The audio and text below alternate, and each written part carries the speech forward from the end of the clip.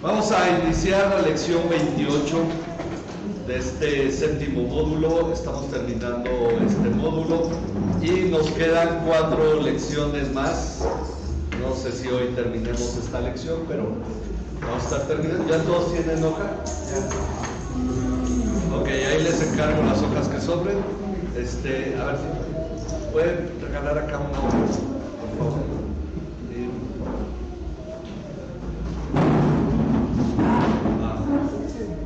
Ahí estaban las hojas al lado y ya se las llevaron. Bien, la introducción nos dice, la lección de ahora se llama el reposo de Dios, la lección de hoy, la lección 28. Ya nada más que todos tomen su lugar. Lección 28, el reposo de Dios. Dice, nuestro recorrido a lo largo de este curso 4 nos lleva hasta ahora al punto final, donde esperamos consolidar la visión que hemos ido formando en cada uno acerca de la bendición de pertenecer al cuerpo de Cristo. Este punto final es que todos lleguen a vivir en el reposo de Dios. Es común tener la impresión de que la vida cristiana es trabajo, trabajo y obediencia y obediencia. Y aunque estos elementos pertenecen a la vida cristiana, es cierto que carecen de un enfoque completo cuando la mira no se establece en el reposo de Dios. Tristemente, este no es un tema que se enseñe mucho en las iglesias, pese a ser uno de los de mayor importancia para el creyente, pues entender este tema nos lleva a la correcta relación con Dios.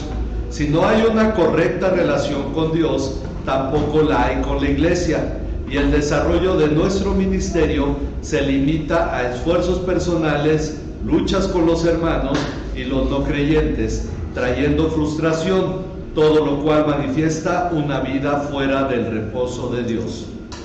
Así que lo que hemos de ver en este módulo es la manera en que estos 3 temas, el reposo de Dios, la relación con Dios y la relación con la iglesia, interactúan para llevarnos a vivir lo que podemos definir como la vida cristiana normal.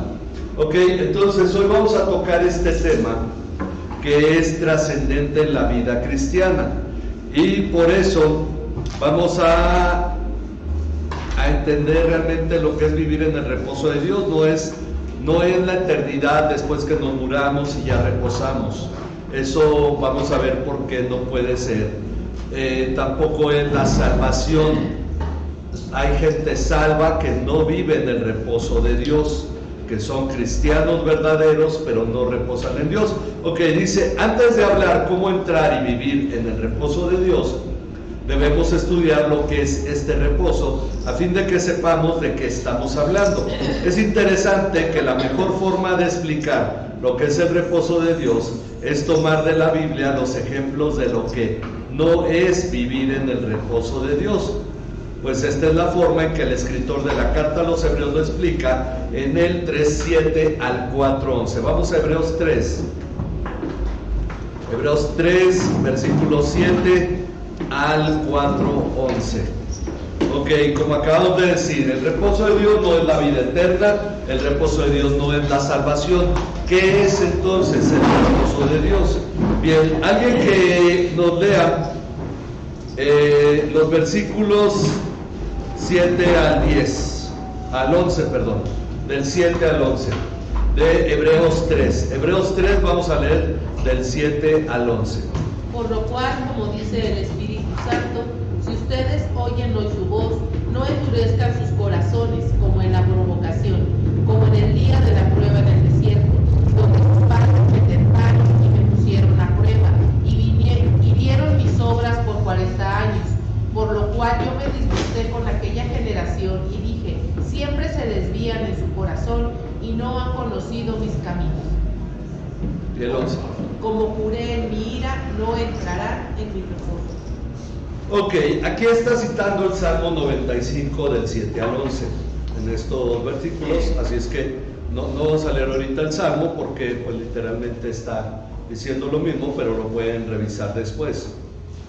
Hay una línea que sigue aquí. Vamos a ver esta línea, acaba de citar, cuando el pueblo de Israel estaba en el desierto y estuvo tentando a Dios, y Dios se enojó con ellos y por 40 años les dijo: no van a entrar a la tierra de Canaán. En un cierto sentido, el reposo de Dios se define como entrar a Canaán. Y esto, entrar a Canaán, es también una forma de alegoría. Ahora, algunos dicen que la iglesia camina en el desierto hasta que entre a Canaán, y Canaán es la vida eterna. Pero en realidad en Canaán fue donde el pueblo de Israel se puso peor. Ok, vamos a ver los versículos en el capítulo 3, continuamos hasta el 4. Bueno, alguien que lea del 12, estamos en el 3:12 al 19. Tengan cuidado, ahí donde empieza. Tengan cuidado, hermanos, no sea que en alguno de ustedes haya un corazón malo de incredulidad para apartarse del Dios vivo. Antes, exhórtense los unos a los otros cada día, mientras todavía se dice hoy. No sea que alguno de ustedes sea endurecido por el engaño del pecado, porque somos hechos partícipes de Cristo, si es que retenemos firmes hasta el fin el principio de nuestra seguridad. Por lo cual se dice: si ustedes oyen hoy su voz, no endurezcan sus corazones como en la provocación. Porque, ¿quiénes, habiendo oído la provocación, acaso no fueron todos los que salieron de Egipto guiados por Moisés? ¿Con quienes se disputó por 40 años? ¿No fue con aquellos que pecaron, cuyos cuerpos cayeron en el desierto? ¿Y a quienes juró que no entrarían en su reposo, sino a los que fueron desobedientes? Vemos pues que no pudieron entrar a causa de su incredulidad. Ok, no pudieron entrar ¿a dónde? A la tierra de Canaán. No pudieron entrar, de acuerdo al escritor de la carta a los Hebreos, al reposo de Dios. Aquí está entonces relacionando ambas cosas: la tierra de Canaán, el reposo de Dios. Pero ¿qué representa para nosotros? Vamos a continuar en el capítulo 4, del 1 al 11. ¿Quién nos apoya leyendo? Por lo tanto, temamos, no sea que permaneciendo aún la promesa de entrar en su reposo, algunos de ustedes parezca no haberlo alcanzado, porque en verdad a nosotros se nos han anunciado las buenas nuevas, como también a ellos. Pero la palabra que ellos oyeron no les aprovechó, por no ir acompañada por la fe en los que la oyeron. Porque los que hemos creído entramos en su reposo, tal como Él ha hecho. ¿Cómo juré mi ira? No entrará en el reposo.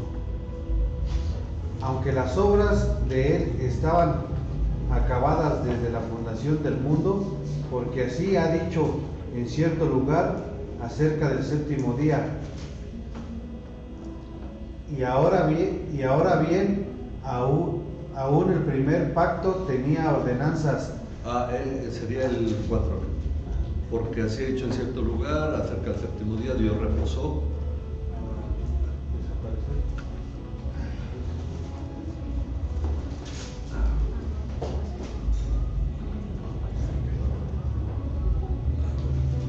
¿No se pegaron las hojas? Dios reposó en el séptimo día de todas las obras, y otra vez en este pasaje: no entrarán en mi reposo. Por tanto, puesto que todavía falta que algunos entren en él, y aquellos a quienes antes se les anunció las buenas nuevas no entraron por causa de su desobediencia, Dios otra vez fija un día, hoy diciendo por medio de David, después de mucho tiempo, como se ha dicho: si ustedes oyen hoy su voz, no endurezcan sus corazones. Porque si Josué les hubiera dado reposo, Dios no habría hablado de otro día después de ese.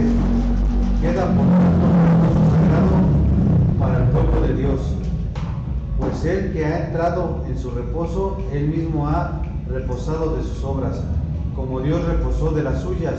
Por tanto, esforcémonos por entrar en su reposo, no sea que alguien caiga siguiendo el mismo ejemplo de desobediencia. Muy bien, el pasaje es interesante, de hecho es muy interesante, y por eso decimos, no es tan enseñado esto, aunque ya lo he predicado yo unas 3 o 4 veces, pero hoy tenemos que concretar cosas que nos ayuden a entender, una, qué es el reposo de Dios; segunda, cómo entrar en él; y tercera, cómo vivir en él, porque eso es la vida cristiana. Ok, dice, la línea que siguió el pueblo fue, ok, tenemos aquí una línea. Cuando ellos llegaron al monte Sinaí, lo primero que hicieron es, oyeron a Dios. Dice, si ustedes oyen hoy su voz, ok, oyeron a Dios. ¿Ya están llenando ahí? Ok, oyeron a Dios. El problema fue, si nosotros buscamos entre los pasajes, cuando dice ahí que muchos no sean endurecidos, versículo 13, antes exhórtense unos a otros cada día, mientras todavía se dice hoy, si ustedes oyen hoy su voz. Ok, no sea que alguno de ustedes sea endurecido por el engaño del pecado. El problema fue el engaño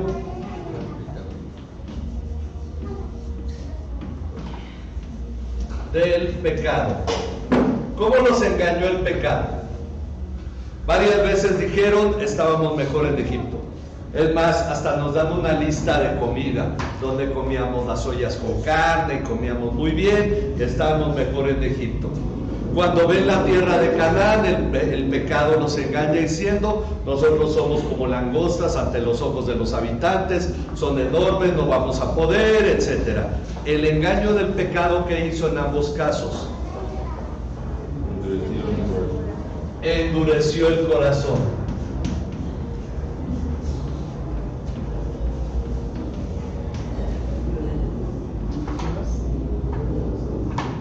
Y aprovechamos que estamos en los tiempos de los... Endureció el corazón. Ya me había salido como el de Peña, ¿verdad? El famoso corazón de así que... Bueno, endureció el corazón. El corazón endurecido lo que genera es la incredulidad. Cuando el corazón se endurece, no es cierto, Dios no va a cumplir, porque ya me ha pasado esto, ya me ha pasado aquello, yo ya viví esto antes, y Dios no es cierto que me vaya a dar esto, ni que aunque la Biblia diga, eso no es cierto, no pasa. Y ese es el corazón endurecido que genera incredulidad. Uno no deja de ser cristiano, pero hay muchos cristianos que dicen, no, eso nunca va a pasar, porque Dios no siempre cumple, tiene sus consentidos, dice, ¿no? Entonces, exacto, a unos sí les da, a otros no nos da, nos trata mal, etc. Ese fue el problema de Job cuando su corazón se empezó a endurecer. Y dijo, Dios ha quitado mi derecho. Él ha infringido mi derecho. Bueno, crea incredulidad. La incredulidad, por consecuencia, porque ellos ya no creyeron que Dios los pudiera meter a esa tierra de Canaán. La incredulidad lo que genera es desobediencia. Pues sí, Dios dirá esto y todo, pero yo lo voy a hacer como yo sé. Como a mí me sale bien, ¿no? Exactamente, como yo ya me lo sé hacer, etc. Ahora, esto tiene como resultado lo que aquí en este pasaje que acabamos de leer, miren que nadie tenga un corazón malo de incredulidad, un corazón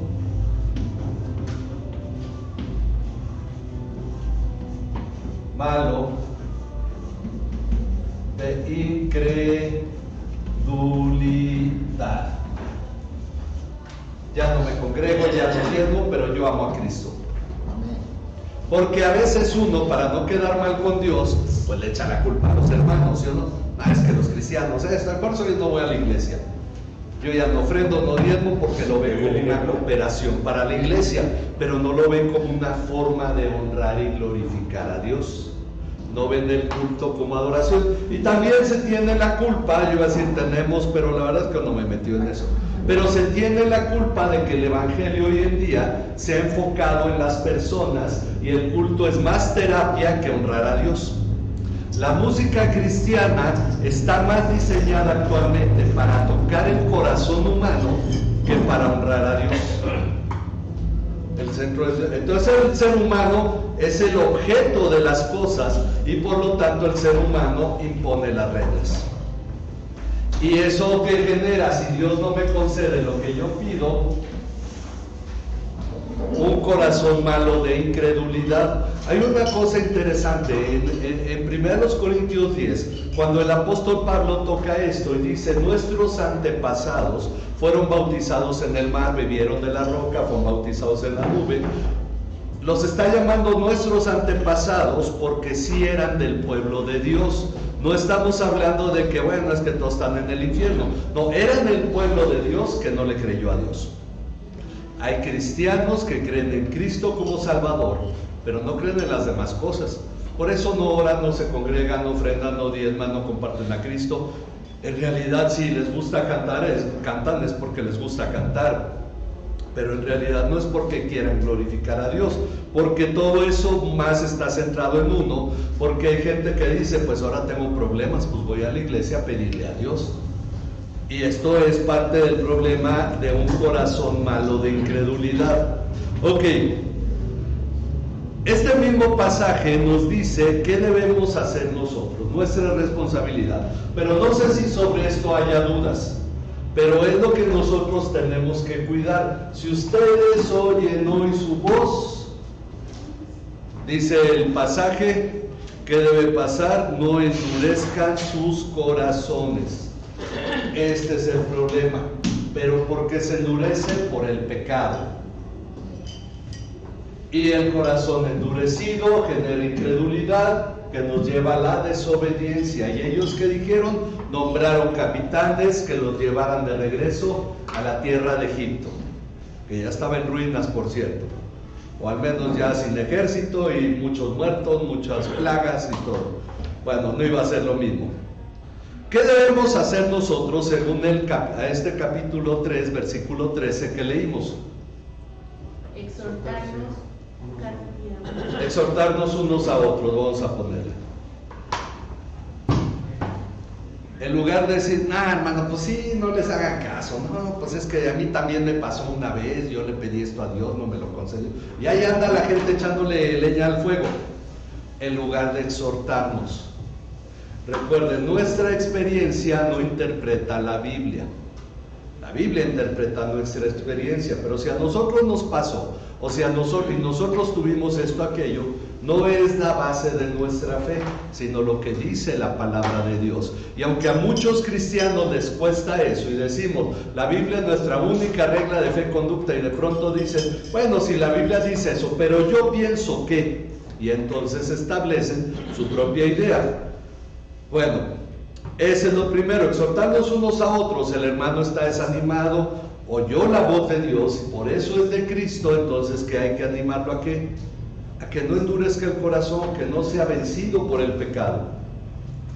Versículo 14, ¿qué debemos hacer? Retener firmes hasta el fin el principio de nuestra seguridad. Ok, retener firme hasta el fin el principio de nuestra seguridad. Ahora uno dice: bueno, ¿y qué es el principio de nuestra seguridad? Tenemos una cuestión que el resto de esta carta de los Hebreos nos va a señalar, y en el capítulo 6 lo señala como un ancla del alma donde Jesús entró detrás del velo como sumo sacerdote según el orden de Melquisedec. Entonces, el principio de nuestra seguridad es la obra de Cristo y su papel como mediador y sumo sacerdote. Así somos partícipes de Cristo y su casa. Recuerden, bueno, no lo recuerden porque no se lo mencioné al inicio, pero si ustedes se fijan, al inicio del capítulo 3 hay una comparación. Cristo, bueno, Moisés fue fiel como siervo en la casa de Dios. Cristo, como hijo, es fiel en la casa de Dios. Y nosotros debemos considerar que ahora el principio de nuestra seguridad es la obra de Cristo. En la conferencia hoy vamos a hablar un poco más sobre Cristo como sumo sacerdote.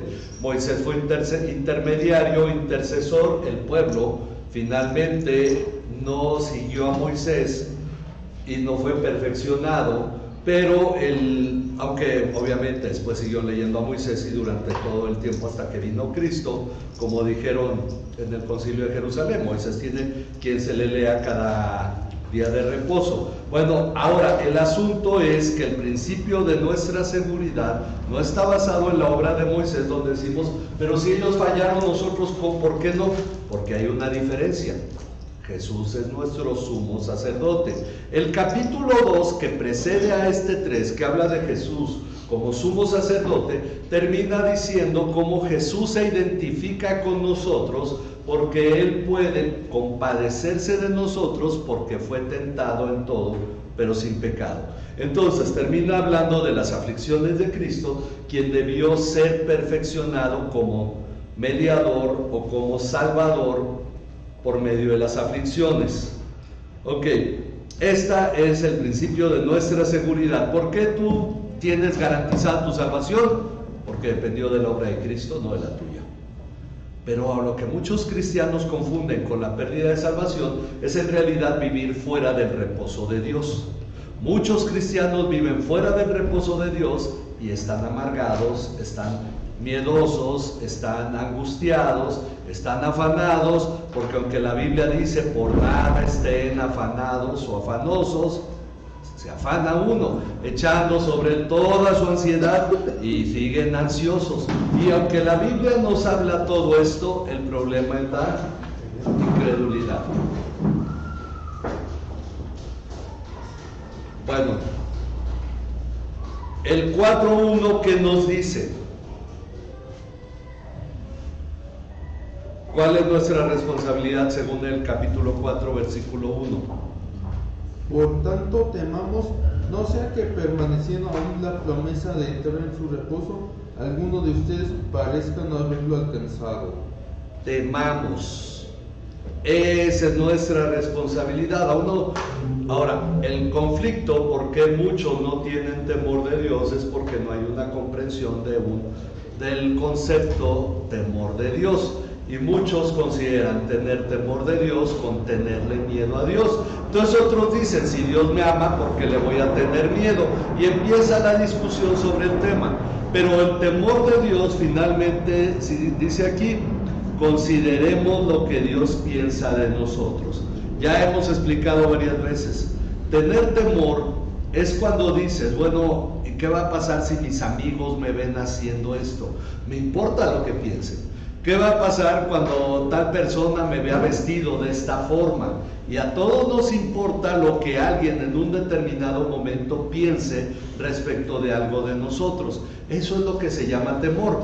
Digamos, el temor de Dios es, ¿y qué va a pensar Dios de mí? Que yo me preocupe en realidad de lo que Dios pueda pensar de mí por las cosas que hago, digo o las que pienso. Entonces, el temor de Dios es realmente, como dice aquí, considerar lo que Dios piensa de nosotros. Porque aunque la gente no me ve, Dios sí me ve. ¿Y qué va a pensar Dios de las cosas que haces cuando nadie te ve? El temor de Dios es lo primero que se pierde cuando un cristiano anda mal. Ok, versículo 11. ¿Cuál es nuestra responsabilidad? ¿Mande? Entrar en ese reposo. Ok, esforcémonos por entrar en él. esforcémonos por entrar en él. Tú no te puedes esforzar por entrar en la salvación porque es por gracia. El reposo no es la salvación. El reposo es parte o consecuencia de la salvación, pero puedes ser salvo sin estar en el reposo. Ahora, el reposo no es la vida eterna, porque esforzarnos por entrar al cielo pues sería suicidarse. O sea, muérete para que te vayas al cielo y ya reposes, ¿no? Entonces, es evidente que no es ni una ni otra cosa. Esforcémonos por entrar en el reposo, es una responsabilidad nuestra. Miren, Josué 1:9, ¿quién se lo sabe de memoria? Adelante, hermano, dígalo de memoria.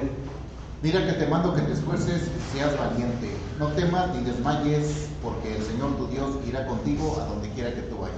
Ok. Mira que te mando que te esfuerces y seas valiente. Hay una cuestión. Josué es parte del pueblo de Dios. Josué tiene garantizado que va a repartir la tierra, pero sobre todo Josué tiene garantizada la compañía de Dios, la presencia de Dios, a cambio de ser del pueblo de Dios, de tener la compañía de Dios y la promesa o garantía de que Él repartirá la tierra. ¿Qué debe hacer? Esforzarse. Esfuérzate por ser un cristiano todos los días, por hacer la obra de Dios, porque uno puede decir, bueno, ya soy salvo, Dios está haciendo la obra, pues me la llevo tranquilo. Y la Biblia dice, esfuérzate. Implica responsabilidad de nuestra parte. Segunda de Timoteo 2:1, las palabras del apóstol Pablo a Timoteo, no sé si alguien se lo sepa en memoria. El de tú, pues, hijo mío. ¿Cómo quiere que lo lea? Como el hermano Fidel que no iba en memoria leyendo, ¿verdad? Segunda de Timoteo 2:1, ¿quién lo lee? Me decirlo de memoria. Tú pues, hijo mío, esfuérzate en la gracia que es en Cristo Jesús. Esfuérzate en la gracia. Miren, cuando viene la pregunta, ¿qué tanto la vida cristiana depende de mí? ¿Qué tanto depende de Dios? Mi preparación, ¿qué tanto es? Por ejemplo, yo voy a dar un mensaje y de pronto uno dice, bueno, lo que el Espíritu me diga, eso hablo, porque si me pongo a estudiar es que no creo en el Espíritu.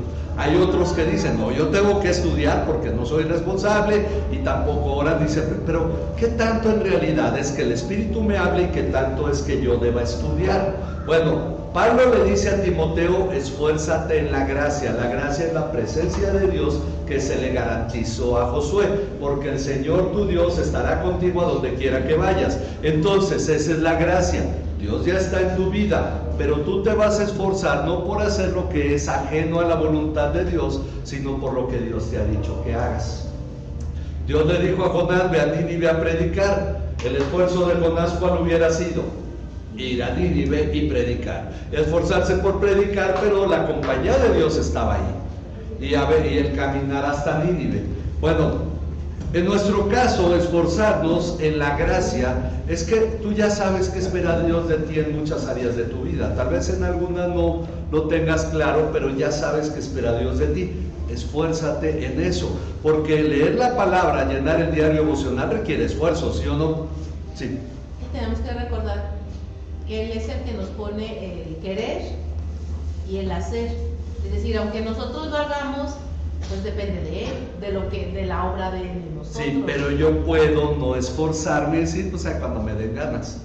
El asunto es que yo, finalmente, miren, Dios mandó a Gedeón a derribar el altar de Baal, a hacer un sacrificio, a juntar hombres, a hacer muchas cosas.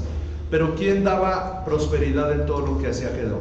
Dios. ¿Y quién le dio la capacidad de hacerlo? ¿Y Gedeón quería hacerlo, sí o no? Sí, porque lo hizo, pero aún así requirió esforzarse porque esa noche no durmió. Porque tuvo que agarrarse a algunos siervos que le ayudaran y hacer eso, porque cuando llegó el amanecer la gente vio derribado el altar, porque cuando junto al ejército pues él lo convocó, finalmente vino porque Dios le había enviado a hacer eso.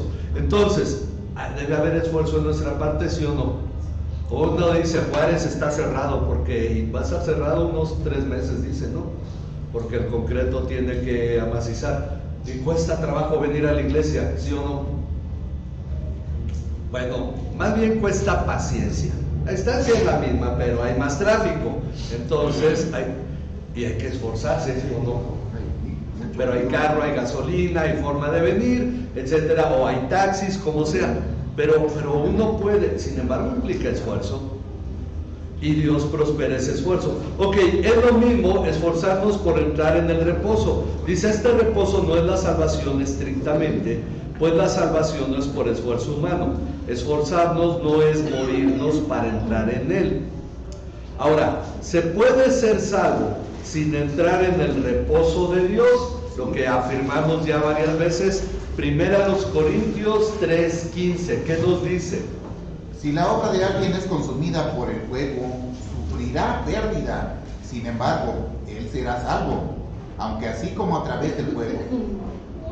Uno que es irresponsable en su vida cristiana y que construye con heno o paja o hojarasca su vida, cuando llega la prueba, esa persona no pasa la prueba. Es decir, cuando viene el día malo del que habla Efesios 6. Viene el día malo y como no ha edificado su vida sobre la roca, como dijo Jesús, si no la he edificado en la arena, se la ha llevado tranquilo, a veces me congrego, oí un mensaje que me gustó, en el otro me dormí, etcétera, no leí la Biblia en 2 meses, pero hoy me leí un versículo, o vi un versículo en Facebook, me gustó mucho, y edifica su vida. Cuando llega la prueba, ¿qué pasa? Es consumida. Porque además ni siquiera pone en práctica lo poco que sabe, es evidente. Hola. Esa falta de fe, un corazón duro, ha generado incredulidad y no vive en obediencia a Dios. Cuando viene la prueba dice, él será salvo, pero así como por fuego. Es decir, empieza a vivir una vida triste, una vida deprimida. Es cristiano, pero no se goza en Dios porque no experimenta realmente una satisfacción en Dios. Tiene su vista puesta en las cosas terrenales y no en las cosas de arriba. Bueno, por esa razón se puede ser salvo como por fuego, sufriendo pérdida. Si quieren ponerle ahí, es ser salvo como por fuego, sufriendo pérdida. Ser salvo como por fuego, sufriendo pérdida. Es ese cristiano que dice, ay, qué malo está el mundo, cómo Dios no está haciendo lo que se necesita y el diablo está ganando terreno y no sabemos qué hacer. Ve la música, la gente, la sociedad y todo se está cayendo por esa persona y dice, ay, qué buen país y el gobierno y todo, y no disfruta nada. Pero hay una cosa, ¿acaso Dios no nos ha dado suficiente en esta vida para disfrutar? Pero hay gente que había una persona que venía a la iglesia y como hablaba de los rateros, de los asaltantes, de los camiones, ¿no? Cuando se suba al camión, vea esto, y siempre subía al camión con miedo y todo. ¿Quién puede vivir así? Entonces, y hay quien ve el fin del mundo en cada situación de su vida, ¿no? Bueno, sufriendo pérdidas, son cristianos, pero no tienen confianza en Dios. Y peor cuando uno se mete en la política, es decir, cuando mete su mente en los asuntos políticos, nos van a invadir. Pero bueno, todo este tipo de situaciones generan que el corazón no tenga paz, no hay reposo. Bueno, 1 Corintios 11:32. 1 Corintios 11:32. ¿Qué pasa? Por tanto, examínese cada uno a sí mismo, y entonces coma del pan y beba de la copa.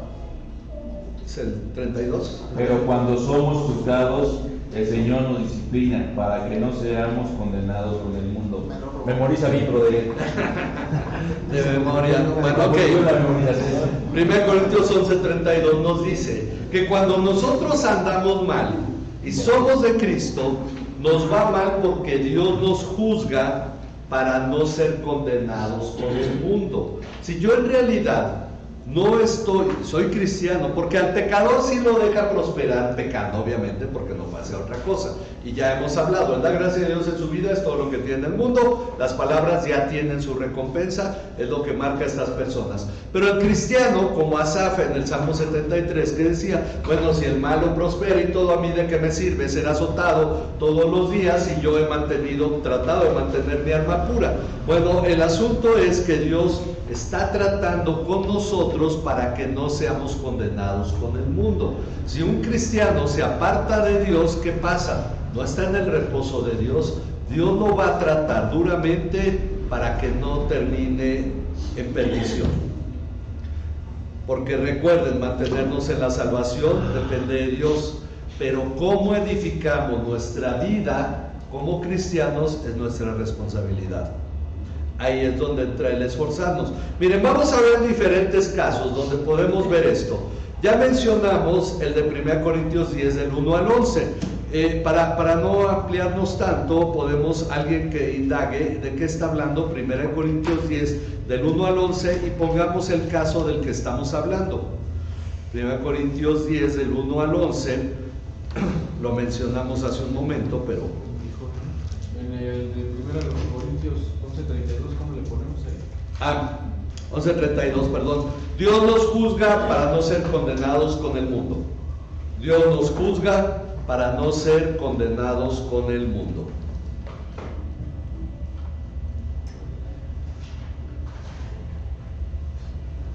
Está hablando de un pueblo que no entró en el pozo. Ok, de hecho es el mismo pueblo del que habla Hebreos 3 y 4. Es el pueblo de Israel, vamos a ponerle el pueblo que salió de Egipto. Ok, si ya pusieron el anterior. Dios nos juzga para no ser condenados con el mundo. Por eso había corintios que morían. Dios decía, mejor me los llevo antes de que esto... y otros se enfermaban, decía Pablo. Ok, uno se pregunta, los corintios que enfermaron, que murieron, ¿eran cristianos o no? ¿Eran salvos o no? ¿Qué pasó con ellos? Bueno, es lo mismo, el mismo caso del pueblo que salió de Egipto, que no entró en la tierra de Canaán. Dios dijo, no entrarán en mi reposo. Pablo los llama nuestros antepasados, señalando que son el pueblo de Dios. Fueron bautizados en el mar y en la nube, comieron de la bebida, comieron del pan espiritual y bebieron de la bebida espiritual, que era Cristo en ambos casos, pero Dios no se agradó de ellos. No entraron en el reposo de Dios, pero eran el pueblo de Dios. Ok, vamos a ver el siguiente caso, es Mateo 6, 14 al 15. El Padre Nuestro. ¿Qué dice Mateo 6? Si alguien lo quiere leer, Mateo 6, 14 al 15. ¿De memoria? Sí. Leer de memoria, dice. Ya no lo digan de memoria, más que se lo sepan, pero eso sí se lo deberían saber. ¿Me pasé uno? Ok. Sí, ese es el pueblo que salió de Egipto. El pueblo que salió de Egipto. 1 Corintios 10, del 1 al 11, ya lo dijimos. Yo le puse por castigo no entraron a Canaán. Bueno, Pues, ok, sí, es el caso, el pueblo del que salió de Egipto que no entró en Canaán, ¿verdad? Ese es un caso. Uno se pregunta, ¿eran o no eran? Ellos oyeron la voz de Dios audible de una manera totalmente literal, a tal grado que dijeron que Dios no nos hable, que te hable a ti, Moisés, y tú nos hablas a nosotros, y a partir de entonces surgieron los profetas. Siempre habría quien hablaría de parte de Dios para que el pueblo no oyera la voz de Dios, porque dice Dios, hicieron bien al pedir eso. Bueno, pero oyeron la voz de Dios. Ok, luego tenemos Mateo 6, 14 al 15. porque si ustedes perdonan a los hombres sus transgresiones, también su Padre Celestial les perdonará a ustedes. Pero si no perdonan a los hombres, tampoco su Padre les perdonará a ustedes sus transgresiones. Entonces aquí queda una pregunta. Puede ser un cristiano, y hay cristianos que no perdonan. Dice, perdona nuestras deudas, así como nosotros perdonamos a nuestros deudores. Y entonces al final Jesús es la única parte de toda la oración que les enseñó a los discípulos que retoma. Y dice, porque si ustedes perdonan, Dios les perdona, pero si ustedes no perdonan, Dios no les perdona. Entonces la pregunta es, ¿qué pasa con los cristianos que no perdonan? ¿Dios les regresa sus pecados porque no perdonaron una situación? o es asunto del reposo? El pueblo que salió de Egipto y no creyó no entró en el reposo de Dios. El cristiano que no perdona a otros, porque yo creo que todos conocemos cristianos que no perdonan. Que dicen, perdono pero no olvido. Ok, sí, perdonar no es amnesia. Pero la realidad es que lo siguen reteniendo. Y entonces nos preguntamos ahí le pueden anotar el que no perdona a los demás. El que no perdona a los demás. Es cristiano, pero no vive en el reposo de Dios. Tal vez perdone 1000 cosas, pero siempre hay una. ¿Y qué pasa en consejería? Es que mis padres, y a muchos se les ha puesto esta situación. Sí, tus padres causaron mucho mal en tu corazón, en tu formación, y tienen la culpa de muchas cosas, pero ya eres un adulto, y si eres cristiano eres capaz de perdonar eso. En realidad, a veces, siendo sinceros, la consejería se ha vuelto un consentimiento, porque la gente llega a la consejería ya sabiendo lo que debería hacer. Pero hay que como que obligarlos a hacer, y cuando se va vuelve como al año otra vez a consejería, porque no perdonan. Tiene un problema de incredulidad derivado de un corazón endurecido. Bueno, este mismo ejemplo se da, vamos a ver Mateo 18, 23 al 35, alguien que lo lea, Mateo 18, 23 al 35, ya se nos acabó el tiempo, solo vemos los dos últimos casos. Por eso el reino de los cielos puede compararse a cierto rey que quiso ajustar cuentas con sus siervos. Al comenzar a ajustarlos, le fue presentando a uno lo que debía, 10,000 talentos, 216 toneladas de plata, pero no teniendo él con qué pagar, su señor ordenó que lo vendieran junto con su mujer e hijos y todos lo que poseían, y así pagara la deuda. Entonces el siervo cayó postrado ante él, diciendo, tenga paciencia conmigo y todo se lo pagaré. Y el señor de aquel siervo tuvo compasión, lo soltó y le perdonó la deuda. Pero al salir aquel siervo encontró a uno de los consiervos que le debía 100 denarios, y echándole mano lo ahogaba, diciendo, paga lo que debes. Entonces su consiervo, cayendo a sus pies, le suplicaba, ten paciencia conmigo y te pagaré. Sin embargo, él no quiso, sino que se fue y lo echó a la cárcel hasta que pagara todo lo que debía. Así que cuando sus consiervos vieron lo que había pasado, se entristecieron mucho y fueron y contaron al Señor lo que había sucedido. Entonces, llamando al siervo, su señor le dijo, siervo malvado, te perdonaré toda aquella deuda porque me suplicaste. ¿No deberías tú también haberle compadecido de tu siervo, así como yo me compadecí de ti? Y él enfurecido, su señor, me entregó a los verdugos hasta que pagara todo lo que debía. Así también mi Padre Celestial hará con ustedes, si no perdonan de corazón cada uno a su hermano. Ok, un ejemplo muy importante, un hombre al que el Señor, el rey, le perdonó muchísimo, pero él no quiso perdonar algo pequeño a su consiervo, a alguien que era de su misma estatura, jerárquicamente hablando. Bueno, ¿qué es lo que pasó? Que debido a que sí le fue perdonada toda esa enorme deuda, pero él no perdonó a su siervo, fue entregado ¿a quién? A los verdugos, hasta que pagara todo. Bueno, es interesante porque él no fue echado afuera, como en otros casos, al que no crea donde es el llanto y el crujir de dientes, sino que lo entregó a los verdugos. ¿Y cuáles son los verdugos? Todas esas situaciones que atormentan el corazón de un cristiano que no ha depositado su confianza en Dios y no puede reposar, está preocupado, está angustiado, está enojado, está amargado, es cristiano, pero ¿cuál es el problema? Que no ha confiado en Dios, porque no ha perdonado.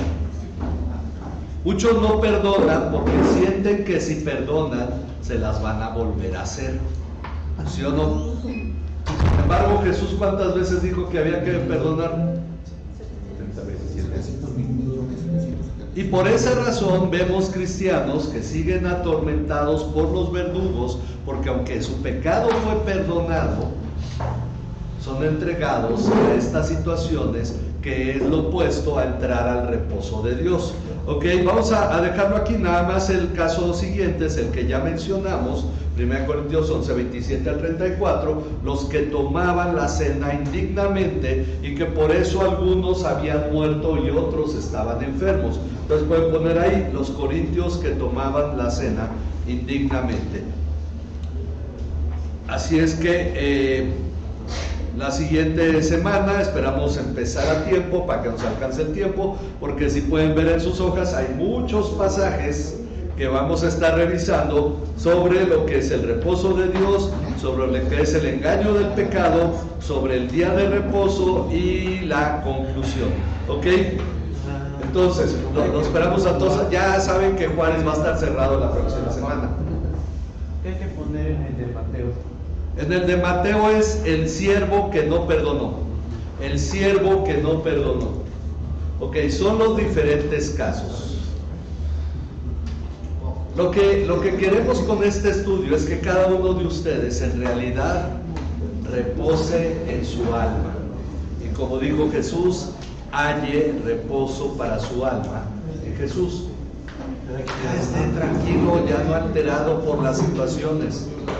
Ok, bien, vamos a orar para terminar y seguimos la próxima semana, Dios mediante, porque yo esperaba terminar este curso en enero, pero nos faltan todavía 4 lecciones aparte de esta. Yo creo que vamos a empezar el nuevo para los que lo van a tomar nuevamente en marzo.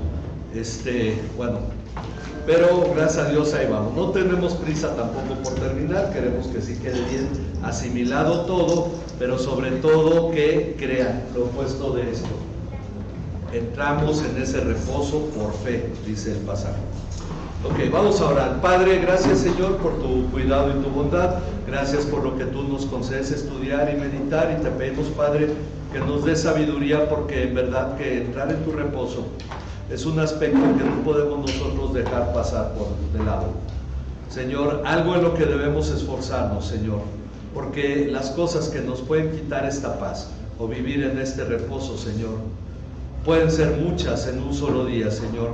Y hay tantas cosas ocurriendo en este mundo donde la iglesia no necesariamente está viviendo en el reposo, donde los cristianos, Señor, no hemos aprendido a vivir confiados en ti, reposando en ti, sabiendo que cada parte de lo que está ocurriendo en el mundo tiene que ver con la obra que tú estás desarrollando para perfeccionar a tu pueblo. En tus manos nos ponemos, Señor, danos de tu paz y no nos dejes en ningún momento, Señor. Padre, gracias por cada uno de los que hoy participamos de esta clase. Sigue haciendo tu obra en nuestras vidas. En Cristo Jesús, Señor nuestro. Amén. Amén. Gracias.